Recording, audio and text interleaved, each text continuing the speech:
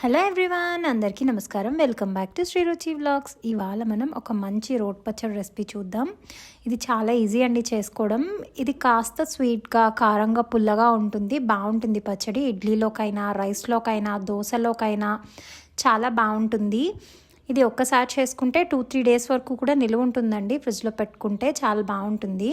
ముందుగా నేను ఈ సైజ్ కట్టలు ఒక 2 తీసుకున్నాను. వాటిని శుభ్రంగా క్లీన్ చేసుకుని వాటర్లో వేసి కాసేపు ఉంచుకున్నానండి, కాస్త సాల్ట్ వేసి.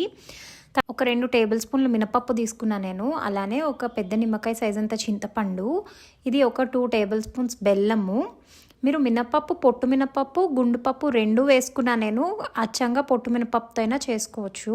అలానే పోపు దినుసులు, మీ కారానికి సరిపడా ఎండుమిర్చి, నేనైతే ఒక 12-15 వేసుకున్నాను. ఇందులో పచ్చిమిర్చి యూస్ చేయమండి, ఓన్లీ ఎండుమిర్చి యూస్ చేస్తాం. అలానే పోపు కోసం వెల్లుల్లిపాయలు.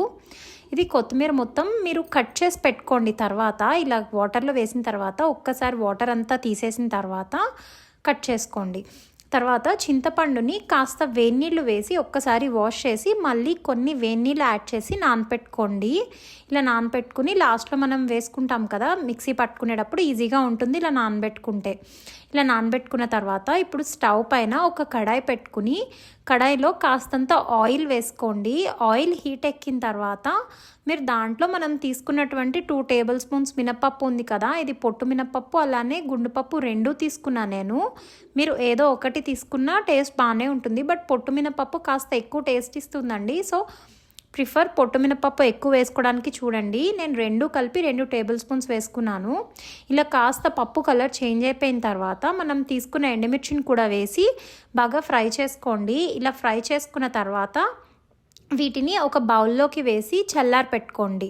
ఇవి కాస్త చల్లారిన తర్వాత మనం గ్రైండ్ చేసుకోవాలి. సో ఇప్పుడు నేను నెక్స్ట్ కొత్తిమీర వేసుకుంటున్నాను. నెక్స్ట్ కాస్త ఆయిల్ వేసుకోండి. ఒక లైట్గా వేసుకుంటే సరిపోతుంది, కొత్తిమీర స్టిక్ అయిపోతుంది కదా ఆయిల్ లేకపోతే. సో అందుకని కాస్త వేసుకోండి. వేసుకున్న తర్వాత దీంట్లో మనం కడిగి పెట్టుకున్నటువంటి కొత్తిమీర వేసుకోవాలి.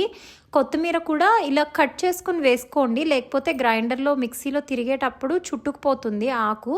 సో అందుకని ఇలా కాడలు, ముదర కాడలు లేకుండా చూసుకోండి. కాస్త లేత కాడలు ఉండేలా ఉంటే బాగుంటుంది పచ్చడి.